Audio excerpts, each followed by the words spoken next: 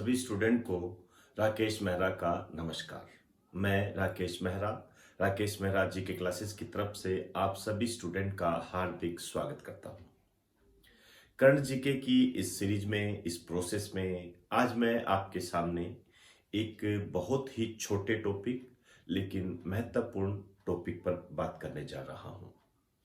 मैं आपको पहले भी कई बार कह चुका हूं, क्वांटिटी की बजाय क्वालिटी महत्वपूर्ण होती है और इसी रास्ते पर यदि आप चलते हो तो आप अपने लक्ष्य को आसानी से प्राप्त कर सकते हो। हालांकि किसी भी लक्ष्य को प्राप्त करना आज के जमाने में बहुत ही कठिन है, लेकिन असंभव नहीं है। इसी कठिनता के दौर में हमारे कुछ स्टूडेंट हैं जिन्होंने राजस्थान कांस्टेबल के एग्जाम को क्लियर किया है। हालांकि अभी अन्य कई प्रक्रियाएं बाकी हैं, लेकिन हम दुआ करते हैं कि उन्हें सफलता मिले।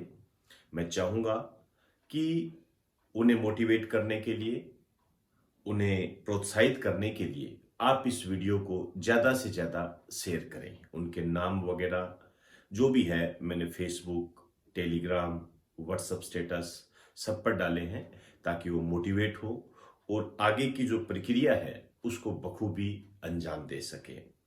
क्योंकि हमारे इंस्टीट्यूट के ये चमकते हुए सितारे हैं और मैं चाहूँगा आप सब लोगों का नाम भी इन चमकते सितारों में शामिल हो। इसके लिए मेरे इस चैनल को आप ज़्यादा से ज़्यादा शेयर करें और ज़्यादा से ज़्यादा लोगों तक पहुँचाएं। मेरा जो आज का टॉपिक है वो चाबहार बंदरगाह से संबंधित है। किस तरीके से हम बात करेंगे चाबहार बंदरगाह की, तो सबसे पहले तो मैं इसको आपको कर्ण से जोड़ना चाहूंगा। अभी चाबहार दिवस घोषित किया गया है। चाबहार दिवस ये 4 मार्च को घोषित किया गया है। ये ध्यान रखें, ये बहुत ही महत्वपूर्ण दिवस है, आपके एग्जाम में आने की पूरी ताकत रखता है। चाबहार दिवस आप कह सकते हो कि इसे जो घोषित किया है ये भारत के विदेशी मामलों के मंत्रालय ने इसको घोषित किया है। चाबहार बंदरगाह क्या है, कैसे क्वेश्चन बन सकते हैं यदि मैं कहूं तो आप जानते हो ये ईरान है, पाकिस्तान है, अफगानिस्तान है, इंडिया है। ईरान में इस स्थान पर चाबहार बंदरगाह है। यहां पर चाबहार बंदरगाह है, काफी महत्वपूर्ण बंदरगाह है। दूसरा क्वेश्चन आपसे यह बनता है, बंदरगाह है और ईरान का एकमात्र समुद्री बंदरगाह है। इस कारण से आपसे ये पूछा जा सकता है कि इसकी स्थिति कहां है। तो स्थिति यदि हम देखें तो दक्षिणी एशिया वैसे कह सकते हैं, देश कहें तो ईरान कह सकते हैं, और बंदरगाह है, पोर्ट है, इसका मतलब पानी की बात आएगी तो यहां ओमान की खाड़ी है, इसमें स्थित है। ये ओमान की खाड़ी में स्थित है। मेरी नजर में ये सबसे महत्वपूर्ण लाइन है। ईरान में है, लगभग सभी स्टूडेंट को पता होता है, लेकिन ये ओमान की खाड़ी है, ये बहुत कम स्टूडेंट को पता होता है। और यदि आपको इसमें कंफ्यूज करना हो एग्जामिनर ने, तो यहां यदि इसने फारस की खाड़ी डाल दी तो कई बच्चे तो वैसे भी कंफ्यूज हो जाएंगे। ये चाबहार बंदरगाह जो है, इसको जो डेवलप कर रहा है, ये कौन डेवलप कर रहा है, मैं इसकी बात करने जा रहा हूं। इसका जो विकास है आप जानते हो 3 देश मिलकर कर रहे हैं, भारत, ईरान, अफगानिस्तान। और इससे संबंधित जो ये समझौता हुआ था कि हम इसका डेवलपमेंट करेंगे, ये जो समझौता हुआ था ये मई 2016 में हुआ था। आप थोड़ा इस पर भी गौर करें। मई 2016 में इन देशों के मध्य एक समझौता हुआ था कि हम इस बंदरगाह को डेवलप करेंगे। तब से इस पर क्वेश्चन आ रहे हैं। आईएएस में भी इसमें क्वेश्चन आए हुए हैं, प्री में भी क्वेश्चन आए हुए हैं, एसएससी, रेलवे, सेकंड ग्रेड, इन सब में इस पर क्वेश्चन आए हुए हैं। और एक क्वेश्चन तो बहुत नॉर्मल तरीके से पूछा गया है कि चाबहार बंदरगाह किस देश में स्थित है। तो ईरान में स्थित है। अब मैं थोड़ी सी बात करना चाहूंगा, इंडिया जो इसको डेवलप करने में सहयोग कर रहा है, इंडिया का क्या फायदा है। एक तो देखिए, यदि इंडिया को अफगानिस्तान के साथ व्यापार करना है तो आप देखिए ये पीओके वाला एरिया है, तो यहां से क्या है, भारत को अनुमति लेनी पड़ेगी पाकिस्तान से। हालांकि पीओके एक विवादित एरिया है, लेकिन फिर भी हमें यहां पर नियमों के तहत पाकिस्तान से अनुमति लेनी पड़ती है। आप दूसरे शब्दों में कह सकते हो, पाकिस्तान पर हमारी निर्भरता है, डिपेंडेबिलिटी है ये।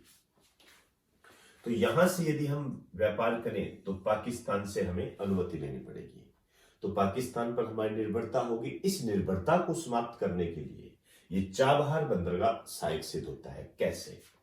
देखिए, ईरान से बंदरगाह, ईरान का जो बंदरगाह है ये चाबहार बंदरगाह, इससे यदि भारत व्यापार कर सकता है तो कई देशों से कर सकता है। मैं ज्यादा देशों की बात नहीं करने जा रहा। जैसे मैं कहूं भारत को ईरान से व्यापार करना है तो कोई समस्या नहीं है। जैसे हम एक बंदरगाह की बात करें तो यहां पर भारत का एक प्रसिद्ध बंदरगाह है, आप जानते हो, कांडला बंदरगाह है, गुजरात में है। मैंने पिछले लेक्चर में आपको बताया था कि 12 बड़े बंदरगाह है और अन्य छोटे छोटे बंदरगाह है। पूर्वी ये आपका पश्चिमी क्षेत्र बन जाता है, ये पूर्वी क्षेत्र बन जाता है। यहाँ हमारे बंदरगाहों की भरमार है, 12 बड़े बंदरगाह है। यहां से यदि हमने व्यापार करना है ईरान के साथ तो हमें कोई समस्या नहीं आएगी। हम यहां से आराम से ईरान के साथ व्यापार कर सकते हैं। अब यदि हमें अफगानिस्तान के साथ भी व्यापार करना है तो बकायदा हमारा ईरान के साथ समझौता है, तो हम यहां से अफगानिस्तान के साथ भी व्यापार कर सकते हैं। तीनों देशों के मध्य समझौता है, इस कारण से अड़चने भी नहीं आएगी। तो पाकिस्तान पर हमारी जो निर्भरता है वो कम हो जाती है। पाकिस्तान के साथ हमारे कैसे संबंध है ये मुझे आपको बताने की आवश्यकता नहीं है। एक बात और बताना चाहूंगा मैं, यहां पर जो आपके क्वेश्चन बन सकता है चाबहार बंदरगाह की दृष्टि से, वो यहां पर इस तरीके से हाईलाइट आपको किया जा सकता है। हमें थोड़ी सी डिटेल और करनी पड़ेगी। ईरान में है, ओमान की खाड़ी में है, ईरान का एकमात्र समुद्री बंदरगाह है, कोई दिक्कत नहीं है। ईरान के जो अंतिम शाह थे उनके काल में यह बनने लगा था। आप कह सकते हो कि ये जो प्रपोज्ड हुआ था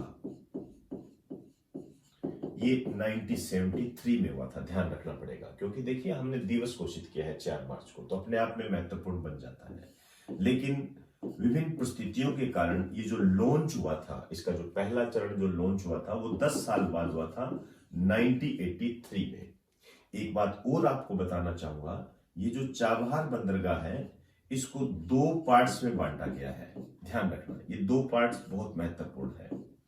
एक का तो नाम है शहीद कलंतरी, शहीद कलंतरी, और दूसरे का नाम है शहीद बेहेस्ती। ये नाम याद रखना, मतलब 2 पार्ट्स में डिवाइड है, आप कह सकते हो ये। तो चाबहार बंदरगाह के संबंध में हमने बेसिक बातें जो आपके एग्जाम में आ सकती है उन पर हमने बात की। अब इसके अलावा जो मैं आपसे बात करना चाहता हूं, इसके आसपास की बातें, जैसे मैं आपसे कहूं पाकिस्तान एक बंदरगाह का डेवलपमेंट कर रहा है, चीन सहायता कर रहा है उसमें, वो भी बिल्कुल यहां पर पास में है। आप भली भांति नाम जानते होंगे उसका, ये है ग्वादर बंदरगाह। ग्वादर बंदरगाह है ये। कई बार आपने न्यूज़पेपर में पढ़ा होगा कि जो चाबहार बंदरगाह है वो भारत की तरफ से पाकिस्तान के ग्वादर बंदरगाह को एक जवाब है, क्योंकि आप जानते हो पाकिस्तान और चाइना के साथ हमारे रिलेशन थोड़े से कमजोर है। इसको जो डेवलप कर रहा है, विकसित जो कर रहा है, ये कर रहे हैं पाकिस्तान और चाइना कर रहे हैं। चाइना ने, आप जानते हो, हिंद महासागर पर पूरा जो हिंद महासागर क्षेत्र है ये वाला क्राइटेरिया है, इस पर पूरा कब्जा करने का एक नीति सी बना रखी है। अक्सर आप न्यूज चैनल्स पे सुनते भी हो और अखबारों में भी आप पढ़ते होंगे। इसी दिशा में एक क्वेश्चन है जो आया हुआ है। श्रीलंका का एक बंदरगाह है, यहां पर एक बंदरगाह है श्रीलंका का, आपने नाम सुना होगा।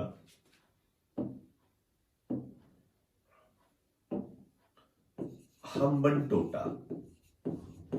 जो बच्चे काफी टाइम से तैयारी कर रहे हैं, क्वेश्चन भी आया हुआ है कि हम्बनटोटा बंदरगाह किस देश से संबंधित है? श्रीलंका से संबंधित है, लेकिन इसको जो डेवलप कर रहा है वो चाइना कर रहा है। आप कह सकते हो कि श्रीलंका ने इसे चाइना को लीज पर दे रखा है। तो ये कुछ बातें हैं जो मैंने आपको एग्जाम की दृष्टि से बताई है। दोस्तों, मुद्दा ये नहीं होता है कि हम कितना पढ़ते हैं, मुद्दा ये होता है कि हम क्या पढ़ते हैं और उसी दिशा में हम काम करते हैं। शायद सरस्वती माता की कृपा से, परमात्मा की कृपा से, बड़े बुजुर्गों के आशीर्वाद से, इन्हीं प्रयासों के चलते ही हम कांस्टेबल में अच्छा रिजल्ट दे पाए हैं। हालांकि अभी तो कई बच्चों ने मैसेज भी नहीं किए, लेकिन जैसे मैसेज आएंगे आपको जरूर अवगत कराऊंगा उनसे मैं, ताकि आप भी मोटिवेट हो और आपने जो लक्ष्य निर्धारित कर रखा है उसे वो प्राप्त कर सके। हम इसी तरीके से ही आगे बढ़ते हैं। इसी दिशा में एक इंफॉर्मेशन भी आपको देना चाहूंगा कि कल से सोमवार है, सोमवार से 15 मार्च 2021 को महेशनगर ब्रांच में 11 से 12 और टोंक रोड ब्रांच में 5 से 6 राजस्थान जीके का नया बैच प्रारंभ हो रहा है।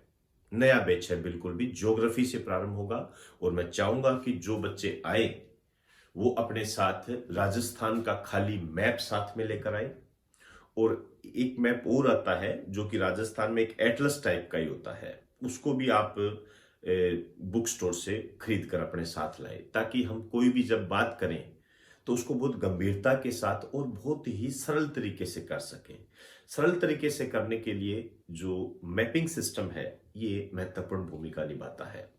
चाहे इंडिया की ज्योग्राफी करनी हो, चाहे वर्ल्ड ज्योग्राफी करनी हो, चाहे राजस्थान की ज्योग्राफी करनी हो। हालांकि आज तक तो हिस्ट्री को भी और आर्ट एंड कल्चर को भी हमें मैप के माध्यम से करने की कला आनी चाहिए। इसी दिशा में हम प्रयास करते रहते हैं। तो कल हमारा ये नया बैच प्रारंभ हो रहा है। मैं चाहूंगा कि आप मेरे इस इंफॉर्मेशन को ज्यादा से ज्यादा शेयर करें। इस प्रकार की उम्मीद मैं आपसे करता हूं, क्योंकि आप ही वो हो जो हमें आगे बढ़ा सकते हो। शायद इसी प्रेरणा के तहत हमें ये बार बार आपको ये बात कहनी पड़ती है। तो उम्मीद भी हम आपसे करते हैं और एक आग्रह भी हम आपसे करते हैं। तो दोस्तों, इन्हीं शब्दों के साथ अब मैं आपसे इजाजत चाहूंगा। आप सभी को मेरा नमस्कार।